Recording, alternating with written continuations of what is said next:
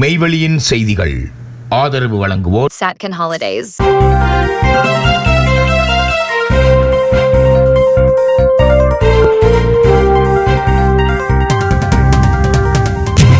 வணக்கம். மெய்வெளியின் செய்திகள் வாசித்தளிப்பவர் சிவசம்பு பரிமேலழகர். முதலில் இலங்கை செய்திகள்.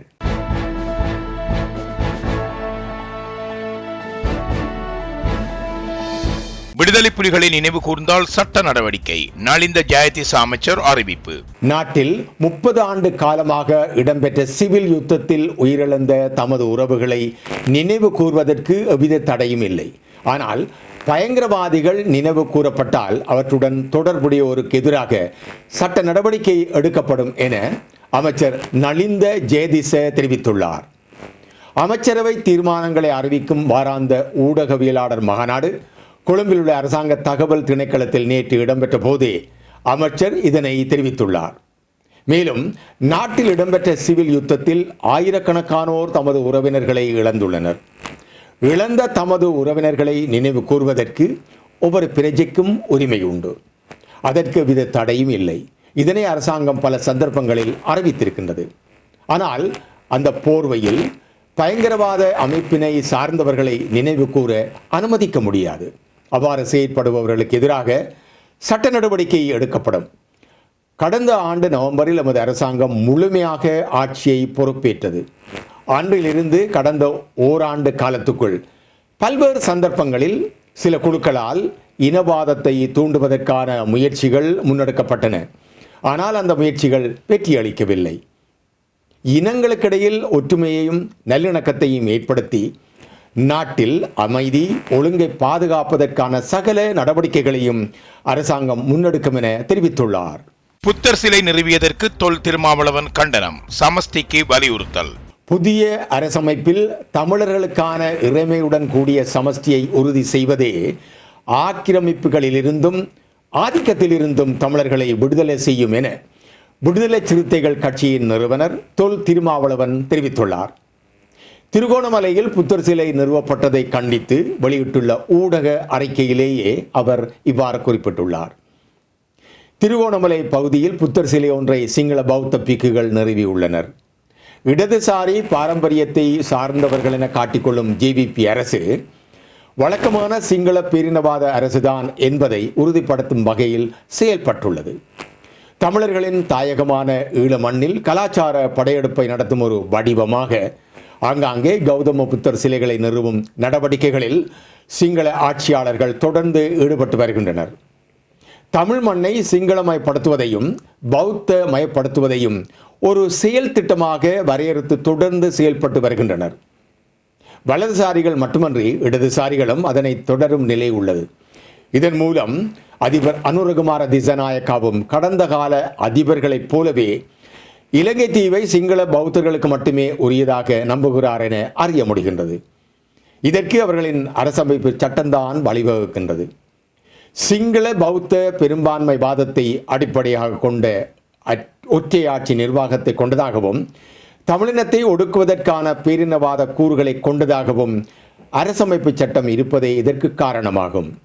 அதிபர் அனுரகுமார திசாநாயக்கா தலைமையிலான தேசிய மக்கள் சக்தி கூட்டணியின் அரசு விரைவில் புதியதொரு அரசமைப்பு சட்டத்தை யாத்திட திட்டமிட்டுள்ளதாக தெரிய வருகின்றது. இந்நிலையில் தமிழ் மக்களின் நலன் கருதி இலங்கை தேசத்துக்கான ஆட்சி நிர்வாகத்தில் கூட்டாட்சி நிர்வாக முறைமையை அரசமைப்பு சட்டத்தில் இடம்பெறச் செய்ய உரிய நடவடிக்கைகளை மேற்கொள்ள வேண்டும் என இந்திய ஒன்றிய அரசுக்கு விடுதலை சிறுத்தைகள் கட்சி வேண்டுகோள் விடுக்கின்றது. ஏற்கனவே தமிழர்களின் தரப்பாக நின்று இந்திய ஒன்றிய அரசு இந்திய இலங்கை ஒப்பந்தத்தை ஏற்படுத்திய வரலாறு உள்ளது. இன்னும் ஒரு ஒப்பந்தத்தை நடைமுறைப்படுத்திட வேண்டுமென சிங்கள ஆட்சியாளர்களை வலியுறுத்த வேண்டிய தார்மீக பொறுப்பு இந்திய ஆட்சியாளர்களுக்கு உண்டு என்பதை சுட்டிக்காட்ட விரும்புகின்றோம் என தெரிவித்துள்ளார். அந்த வகையில் புதிய அரசியல் யாப்பில் தமிழ் தேசிய இனத்துக்கான முழு முற்றான தன்னாட்சி அதிகாரத்தை வழங்குவதற்குரிய வாய்ப்பை உருவாக்கிட வேண்டும் என இந்திய ஒன்றிய அரசுக்கு விடுதலை சிறுத்தைகள் கட்சியின் சார்பில் வேண்டுகோள் விடுக்கின்றோம். தமிழ் மக்கள் பௌத்த மதத்திற்கு எதிரானவர்கள் அல்லர். தமிழ் மக்களின் ஒரு சாரார் கடந்த காலங்களில் பௌத்த மதத்தை சார்ந்தும் வாழ்ந்துள்ளார்கள். தமிழில் உள்ள மணிமேகலை, குண்டலகேசி போன்ற காப்பியங்கள் இதற்கான சான்றுகளாகும். ஆனால் கௌதம புத்தரின் போதனைகளுக்கு எதிராக பௌத்த தம்மத்துக்கு முற்றிலும் விரோதமாக கௌதம புத்தரையை இழிவுபடுத்துவது போன்ற தமிழர்களை ஆக்கிரமிக்கும் ஒரு கருவியாக பௌத்தத்தை பயன்படுத்துவதையே தமிழ் மக்கள் கடுமையாக எதிர்க்கின்றார்கள். அண்மையில் நான் யாழ்ப்பாணத்திற்கு சென்றிருந்த போது ஈழத்தின் களநிலையை என்னால் உணர முடிந்தது. யுத்தத்தின் போது நேரடியாகவே இனவழிப்பை செய்யப்பட்ட தமிழ் மக்கள் இப்போதும் பௌத்த சிங்கள பேரினவாதத்தால் திட்டமிடப்பட்ட வகையில் கட்டமைக்கப்பட்ட இனவழிப்புக்கு ஆளாகி வருகின்றார்கள். இலங்கையின் ஒற்றையாட்சி முறையின் கீழ் தமிழ் மக்கள் ஒருபோது நிம்மதியாக வாழ முடியாது. எனவே புதிய அரசமைப்பில் தமிழர்களுக்கான இறைமையுடன் கூடிய சமஷ்டியை உறுதி செய்வதே இத்தகைய ஆக்கிரமிப்புகளிலிருந்தும் ஆதிக்கத்திலிருந்தும் அவர்களை விடுதலை செய்யும் என்பதை தெரிவித்துக் கொள்கின்றோம் என மேலும் குறிப்பிடப்பட்டுள்ளது. உயிர்த்த ஞாயிறு தாக்குதல்கள் தொடர்பான ஆதாரங்கள் அளிக்கப்பட்டுள்ளன. ஜனாதிபதி அனுரகுமார திசாநாயக்க தெரிவிப்பு. உயிர்த்த ஞாயிறு தாக்குதல்கள் தொடர்பான ஆதாரங்கள் அளிக்கப்பட்டுள்ளதாக ஜனாதிபதி அனுரகுமார திசாநாயக்கா தெரிவித்துள்ளார். எனினும் இந்த தாக்குதல்களுக்கு பின்னால் உள்ள உண்மையை வெளிக்கொணரும் அரசாங்கத்தின் முயற்சியை ஒருபோதும் தடுக்க முடியாது எனவும் ஜனாதிபதி மேலும் தெரிவித்துள்ளார். நாடாளுமன்றில் நேற்று உரையாற்றிய போது ஜனாதிபதி இந்த கருத்தை வெளிப்படுத்தியுள்ளார். தொடர்ந்தும் பேசிய ஜனாதிபதி முக்கிய அறிக்கைகளின் பக்கங்கள் கிழித்தெறியப்பட்டுள்ளதாகவும், ஆனால் அரசாங்கம் ஏற்கனவே புதிய ஆதாரங்களை சேகரிக்க தொடங்கியுள்ளது என்றும் கூறியுள்ளார். ஆதாரங்கள் அளிக்கப்பட்டாலும் உண்மையை நாங்கள் வெளிக்கொணர்வோம் என ஜனாதிபதி வலியுறுத்தியுள்ளார். உயிர்த்த ஞாயிறு தாக்குதல்களுக்கு பின்னால் உள்ள உண்மையை வெளிக்கொணர குற்ற புலனாய்வு திணைக்களத்தின் தலைவர் ஷானி அபேசேகர மற்றும் பொது பாதுகாப்பு அமைச்சின் செயலாளர் ரவி செனவரத்ன ஆகியோர் இரவும் பகலும் உழைத்து வருவதாகவும் ஜனாதிபதி சுட்டிக்காட்டியுள்ளார். இந்நிலையில் வெகு விரைவில் அவர்கள் உண்மையை வெளிப்படுத்துவார்கள் என்றும் ஜனாதிபதி தெரிவித்துள்ளார். இதேவேளை திருகோணமலை சம்பவம் தொடர்பில் பொதுமக்கள் பாதுகாப்பு அமைச்சிடம் அறிக்கை கோரியுள்ளதாகவும் ஜனாதிபதி மேலும் தெரிவித்துள்ளார். நாட்டில் இனவாதத்திற்கு ஒருபோதும் இடமளிக்கப் போவதில்லை எனவும், நாட்டின் அனைத்து இன மக்களும் இனவாதத்தை நிராகரிக்கின்றனர் எனவும் ஜனாதிபதி வலியுறுத்தியுள்ளார். எனவே பழைய இனவாத நாடகங்கள் இனி இந்நாட்டில் எடுபடாது எனவும், இனவாதத்தை கொண்டு இனி அரசியல் வரலாற்றை எழுத முடியாது எனவும் ஜனாதிபதி மேலும் தெரிவித்துள்ளார். வடக்கு மாகாணத்தில் காணிகளை ஒருபோதும் விடுவிக்க கூடாது. நாடாளுமன்றத்தில் நளின் பண்டார வலியுறுத்தல். வடக்கு மாகாணத்தில் இராணுவ கட்டுப்பாட்டில் உள்ள தேசிய பாதுகாப்புடன் தொடர்புடைய காணிகளை ஒருபோதும் விடுவிக்க கூடாது என ஐக்கிய மக்கள் சக்தியின் நாடாளுமன்ற உறுப்பினர் நளின் பண்டார வலியுறுத்தியுள்ளார். நாடாளுமன்றத்தில் நேற்று பாதுகாப்பு அமைச்சின் நிதி ஒதுக்கீடு தொடர்பான குழுநிலை விவாதத்தில் உரையாற்றிய போதே அவர் இதனை குறிப்பிட்டுள்ளார். தேர்தல் காலத்தில் வழங்கப்பட்ட வாக்குறுதிகளால் தேசிய பாதுகாப்பு புறக்கணிக்கப்பட்டுள்ளது. நாட்டின் தேசிய பாதுகாப்பு தொடர்பாக அரசாங்கம் பொறுப்பின்றி செயற்படுகின்றது. 30 ஆண்டுகால போரினால் அனைத்து இன மக்களும் பாதிக்கப்பட்டுள்ளார்கள். போர் முடிவடைந்து விட்டது என்று குறிப்பிட முடியாது. எதிர்காலத்தில் போர் ஒன்று தோற்றம் பெறலாம். ஆகவே அவதானத்துடன் செயற்பட வேண்டியது அவசியம். வடக்கு மாகாணம் தேசிய பாதுகாப்பின் பிரதான கேந்திர மையமாக உள்ளது. வடக்கில் காணி பிரச்சனைகள் காணப்படுகின்றது. தனிப்பட்ட பாதுகாப்பை விட தேசிய பாதுகாப்பை கருத்தில் கொண்டே காணி விடுவிப்பு குறித்து தீர்மானம் எடுக்க வேண்டும். தேசிய பாதுகாப்புடன் தொடர்புடைய காணிகளை இராணுவத்தினர் வசம் வைத்துக் கொள்ள வேண்டும். அவ்வாறான காணிகளை ஒருபோதும் விடுவிக்கக்கூடாது. பாதுகாப்பு காரணிகளுடன் தொடர்புடைய காணிகளை விடுவிப்பதற்கு பதிலாக காணி உரிமையாளர்களுக்கு மாற்று காணிகளை வழங்க நடவடிக்கைகளை மேற்கொள்ள வேண்டும், அல்லது காணிகளுக்கு பதிலாக நஷ்டஈடு வழங்க வேண்டும். வடக்கு மாகாணத்தில் மீண்டும் போர் ஒன்று தோற்றம் பெறாத வகையில் தேசிய பாதுகாப்புடன் தொடர்புடைய காணிகள் முறையாக அடையாளப்படுத்தப்பட வேண்டும். தேசிய பாதுகாப்புடன் தொடர்புடைய காணிகளை விடுவிக்கவே கூடாது. வடக்கு மக்களுக்கு அநீதி இழைக்க வேண்டும் என்று நாங்கள் குறிப்பிடவில்லை. காணிக்கு போதுமான அளவு நஷ்டஈடு வழங்க வேண்டும் என்று கூறுகின்றேன். வடக்கு வாக்குகளை பெறுவதற்கு வழங்கிய வாக்குறுதிகளுக்கு மாத்திரம் முன்னுரிமை வழங்காமல் தேசிய பாதுகாப்புக்கு முன்னுரிமை வழங்கி அரசாங்கம் செயற்பட வேண்டும். அரசியலுக்கு அப்பாற்பட்ட வகையில் தேசிய பாதுகாப்பு குறித்து தீர்மானங்களை எடுக்க வேண்டும். அதுதான் நாட்டுக்கு தேவை என்றும் நளின் பண்டார தெரிவித்துள்ளார். 21ஆம் தேதி எதிர்ப்பு பேரணியில் பங்கேற்பதாக மஹிந்த அறிவிப்பு. எதிர்வரும் 21ஆம் தேதி ஸ்ரீலங்கா பொதுஜன பெரமுன தலைமையிலான எதிர்க்கட்சிகள் ஒழுங்கை செய்துள்ள பேரணியில் முன்னாள் ஜனாதிபதி மஹிந்த ராஜபக்ஷவும் கலந்து கொள்ள உள்ளார். தனது பிறந்த நாளை முன்னிட்டு ஆசீர்வாதம் பெறுவதற்காக கண்டி தலதா மாளிகைக்கு விஜயம் செய்த போது ஊடகங்களுக்கு கருத்து தெரிவித்த முன்னாள் ஜனாதிபதி இதனை தெரிவித்துள்ளார். அவர் மேலும் கருத்து தெரிவிக்கையில், தற்போதைய அரசாங்கம் மேற்கொண்டு வரும் மக்கள் விரோத நடவடிக்கைகளுக்கு எதிராக மக்களை அணிதிரட்ட வேண்டும் என்றும் அவர் கூறினார். முன்னதாக இந்த பேரணியில் முன்னாள் ஜனாதிபதி மஹிந்த ராஜபக்ஷ பங்கேற்க மாட்டார் என நாமல் ராஜபக்ஷ தெரிவித்திருந்தமை குறிப்பிடத்தக்கது. பிரான்சில் இருந்து நாடு திரும்பிய இளைஞன் யாழ்ப்பாணத்தில் படுகொலை. பிரான்ஸ் நாட்டில் இருந்து நாடு திரும்பி யாழ்ப்பாணத்தில் வசித்து வந்த இளைஞன் வெட்டி படுகொலை செய்யப்பட்டுள்ளார். வடமராட்சி பகுதியைச் சேர்ந்த 29 வயதுடைய ராஜகுலேந்திரன் பெருந்தன் என்ற இளைஞனே படுகொலை செய்யப்பட்டுள்ளார். குறித்த இளைஞன் நீண்ட காலமாக பிரான்ஸ் நாட்டில் வசித்து வந்த நிலையில் கடந்த ஒரு சில வருடங்களின் முன்பு நாடு திரும்பி யாழ்ப்பாணத்தில் தனது பெற்றோருடன் வசித்து வந்துள்ளார். அந்நிலையில் பிரான்ஸ் நாட்டில் வசிக்கும் பெண்ணொருவர் கடந்த சில மாதங்களுக்கு முன் யாழ்ப்பாணம் வருகை தந்து இளைஞனை பதிவு திருமணம் செய்து சென்ற நிலையில் இளைஞன் மீண்டும் வெளிநாடு செல்ல இருந்துள்ளார்.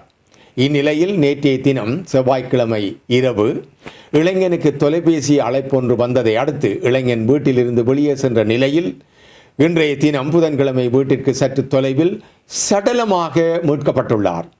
இளைஞன் கூறிய ஆயுதங்களால் தாக்கப்பட்டு படுகொலை செய்யப்பட்டுள்ளார் என ஆரம்ப கட்ட விசாரணையில் தெரிய வந்துள்ளது. அதேவேளை இளைஞன் சடலமாக மீட்கப்பட்ட இடத்திற்கு அருகில் பொருத்தப்பட்டிருந்த கண்காணிப்பு கமராவில் இருந்து இரு இளைஞர்கள் மோட்டார் சைக்கிளில் பயணிக்கும் காட்சிகள் பதிவாகியுள்ளது.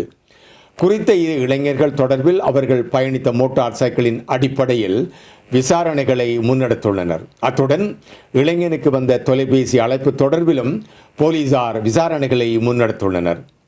சடலம் உடற்கூற்று பரிசோதனைக்காக வைத்தியசாலையில் ஒப்படைக்கப்பட்டுள்ள நிலையில் மேலதிக விசாரணைகளை நெல்லியடி போலீசார் முன்னெடுத்துள்ளனர். செய்திகளில் இனி வருவன இந்திய செய்திகள். Discover the magic of Sri Lanka with Satkin Holidays. From breathtaking beaches to ancient temples, we offer curated travel itineraries for every kind of traveler. Our experts design the perfect journey, tailored to your needs and interests, ensuring you make the most of your time in Sri Lanka. Experience Sri Lanka's vibrant culture, pristine nature, and world-class hospitality with Satkin Holidays. Book your unforgettable adventure today with Satkin Holidays.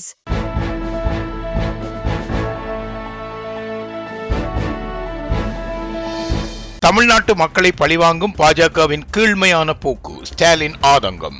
Kovai மற்றும் Madurai metro rail திட்டங்களை மத்திய அரசு நிராகரித்திருப்பது பாஜகவை தமிழ்நாட்டு மக்கள் நிராகரிப்பதற்கான பழிவாங்கும் கீழ்மையான போக்கு என தமிழக முதல்வர் மு.க. ஸ்டாலின் குற்றம் சுமத்தியுள்ளார். தமிழகத்தின் கோவை மற்றும் மதுரை நகருக்கான மெட்ரோ ரயில் திட்ட முன்மொழிவை மத்திய அரசு நிராகரித்துள்ளது தகவல் வெளியாகியுள்ள நிலையில் இது தொடர்பாக தனது கருத்தை முதல்வர் ஸ்டாலின் சமூக வலைத்தளத்தில் பதிவிட்டுள்ளார். பாஜக ஆளும் மாநிலங்களில் உள்ள சிறிய 2ஆம் நிலை மாநகரங்களுக்கு கூட மெட்ரோ ரயிலுக்கான அனுமதி வழங்கப்பட்டுவிட்டது. எதிர்க்கட்சிகள் ஆளும் மாநிலங்களை புறக்கணிப்பது நல்லதல்ல என்றும் கூறியுள்ளார். கூட்டாட்சி கருத்தியலை இவ்வாறு சிதைப்பதை சுயமரியாதை மிக்க மண்ணான தமிழ்நாடு ஒருபோதும் ஏற்றுக்கொள்ளாது என்றும் அவர் கூறியுள்ளார். சென்னை மெட்ரோ பணிகளை தாமதப்படுத்தி முடக்க நடந்த முயற்சிகளை முறியடித்து முன்னேறியது போன்று மதுரை மற்றும் கோவையில் எதிர்கால வளர்ச்சிக்கு இன்றியமையாத தேவையான மெட்ரோ ரயிலை கொண்டு வருவோம் என தமிழக முதல்வர் மு.க. ஸ்டாலின் மேலும் தெரிவித்துள்ளார். திருவனந்தபுரத்தில் 16 வயது சிறுவன் ஒருவனை ISIS அமைப்பில் சேர வற்புறுத்திய தாய். திருவனந்தபுரத்தை சேர்ந்த 16 வயது சிறுவன் ஒருவனை அவனது தாய் மற்றும் மாற்றாந்தாய் ISIS இஸ்லாமிய அரசில் சேர வற்புறுத்திய குற்றச்சாட்டில் அவர்கள் மீது சட்டவிரோத நடவடிக்கைகள் சட்டத்தின் கீழ் வழக்கு பதிவு செய்யப்பட்டுள்ளது. சிறுவனின் குடும்பத்தினர் வற்புறுத்தியதை அதிகாரிகளுக்கு தெரிவித்ததை அடுத்து வெஞ்சாரமூடு காவல் நிலையத்தில் இந்த வழக்கு பதிவு செய்யப்பட்டுள்ளது. பத்தென்ம திட்டத்தை சேர்ந்த பெண் இஸ்லாத்திற்கு மாறி பொம்பாயத்தை சேர்ந்த ஒருவரை மறுமணம் செய்து கொண்டார் என்று காவல்துறை தெரிவித்துள்ளது. இந்த தம்பதியினர் இங்கிலாந்தில் வசித்து வந்தனர். சிறுவன் இங்கிலாந்து சென்றிருந்த போது அவர்கள் அவனுக்கு வீடியோக்களை காட்டி ISIS சித்தாந்தத்தை நோக்கி ஈர்க்க முயன்றதாக கூறப்படுகின்றது.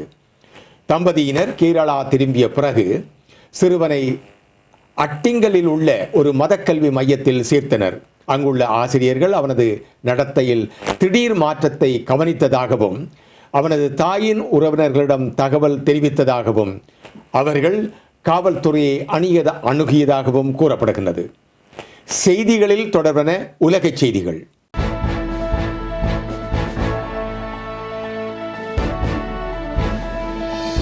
இங்கிலாந்தில் மீண்டும் தலைதூக்கும் இனவரி, பிரதமர் கியர் ஸ்டாமர் எச்சரிக்கை. இங்கிலாந்தில் இனவரி மீண்டும் உயர்ந்து வருவதால் சமூகத்தில் அச்சம் உருவாகி வருவதாக பிரதமர் கியர் ஸ்டாமர் தெரிவித்துள்ளார். ITV நிகழ்ச்சியின் அளித்த பேட்டியில் அவர் இந்த கருத்துக்களை தெரிவித்துள்ளார். நைஜல் ஃபராஜ் தலைமையிலான ரிஃபார்ம் கட்சியை பல தசாப்தங்களுக்கு முன்பு ஒழிக்கப்பட்டுவிட்டது என்று எண்ணி இருந்த போதும் இனவரி மற்றும் பிளவு உண்டாக்கும் அரசியலை மீண்டும் கொண்டு வருகிறது என்று கியர் ஸ்டாமர் குற்றம் சாட்டியுள்ளார். சில இனவரி நிறைந்த பேச்சுக்கள், பிளவுகளை உண்டாக்கும் கருத்துக்கள் மீண்டும் அரசியலில் தோன்றி மக்களை மிகவும் பயமுறுத்துகின்றன என சுட்டிக்காட்டியுள்ளார்.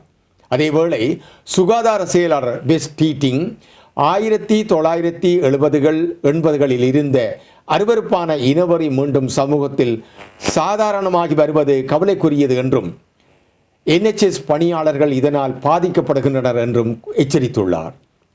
இனவரி மற்றும் பிளவு அதிகரிக்கும் சூழ்நிலையில் பிரிட்டன் சகிப்புத்தன்மை, கருணை, மனிதநேயம் போன்ற மதிப்புகளை காக்க வேண்டும் என்று அரசின் உயர்மட்டத்திலிருந்து வலியுறுத்தப்பட்டுள்ளது. தேர்தல் மோசடி குற்றச்சாட்டில் பங்களாதேஷ் முன்னாள் தலைமை தேர்தல் ஆணையர் KM நூருஸ் ஹூடா கைது செய்யப்பட்டுள்ளார். முன்னாள் பிரதமர் கலிதா ஜியாவின் பங்களாதேஷ் தேசியவாத கட்சி, முன்னாள் தேர்தல் ஆணைய தலைவர் மற்றும் பதவி நீக்கம் செய்யப்பட்ட பிரதமர் ஷேக் ஹசீனா உட்பட 18 பேர் மீது தொடர்ந்த வழக்கின் ஒரு பகுதியாக இந்த கைதுகள் இடம்பெற்றுள்ளன. தேர்தல் விவகாரங்கள் தொடர்பாக முன்னாள் தலைமை தேர்தல் ஆணையாளர் ஒருவர் கைது செய்யப்படுவது இதுவே முதல் முறை என்று தேர்தல் ஆணையம் தெரிவித்துள்ளது. 77 வயதான ஹுடா 2014, 2018 மற்றும் 2024 ஆண்டுகளில் பங்களாதேஷில் தேர்தல்களை மேற்பார்வையிட்டார். 2014, 2018 மற்றும் 2024 ஆண்டுகளில் உசேனாவின் ஆட்சியின் போது பொது தேர்தல்களில் மோசடி செய்ததாக ஹூடா மற்றும் 19 பேர் மீது BNB வழக்கு பதிவு செய்துள்ளது. இந்த அனைத்து தேர்தல்களிலும் ஹசீனா வெற்றி பெற்றார். போலீசாரின் துப்பறியும் பிரிவு அலுவலகத்தில் தடுத்து வைக்கப்பட்டிருந்த பின்னர் சட்ட நடவடிக்கைகளுக்காக ஹூடா நீதிமன்றத்தில் ஆஜர்படுத்தப்பட்டுள்ளார். டாக்காவின் வடக்கில் உள்ள ஹூடாவின் வீட்டிற்கு வெளியே ஒரு கும்பல் கூடியிருந்தது. அந்த கும்பல் அவரது வீட்டினுள் புகுந்து அவரை இழுத்துச் சென்றது. ஹூடாவை கும்பல் சுற்றி வளைத்ததாக தகவல் கிடைத்ததும் அவர்கள் சம்பவ இடத்திற்கு விரைந்து சென்று அவரை கைது செய்ததாக வடமேற்கு போலீஸ் நிலைய தலைவர் அபிசூர் ரஹ்மான் தெரிவித்துள்ளார். இத்துடன் மெய்வழியின் செய்திகள் நிறைவு பெற்றன. தொடர்ந்தும் மெய்வழியின் மேலதிக செய்திகளை பார்வையிட www.மெய்வழி.com என்ற இணையதளத்தை பார்வையிடுங்கள். மேலும் மெய்வழி ஆப்பையும் பதிவிறக்கம் செய்து கொள்ளுங்கள். வணக்கம்.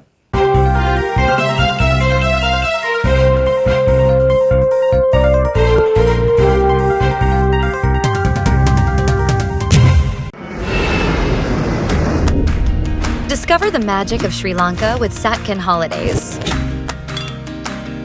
From breathtaking beaches to ancient temples, we offer curated travel itineraries for every kind of traveler. Our experts design the perfect journey, tailored to your needs and interests, ensuring you make the most of your time in Sri Lanka. Experience Sri Lanka's vibrant culture, pristine nature, and world-class hospitality with Satkin Holidays. Book your unforgettable adventure today with Satkin Holidays.